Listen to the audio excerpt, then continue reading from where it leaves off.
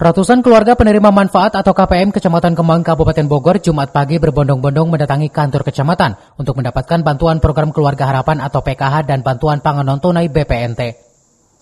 Penyaluran bantuan PKH dan BPNT yang disalurkan oleh pihak PT Kantor Pos Indonesia bekerjasama dengan pemerintah Kecamatan Kemang sejak pagi hingga siang hari terlihat mengantre menyerahkan berkas sebagai syarat penerima bantuan.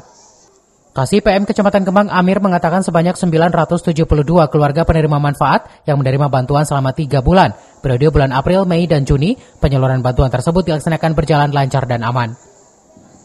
Sama pemerintah Kecamatan Kemang Kabupaten Bogor mengucapkan terima kasih kepada pemerintah, khususnya Kementerian Sosial RI dan PT Pos Indonesia yang pada tahun 2024 ini sudah menyalurkan bantuan sosial BLT, PKK dan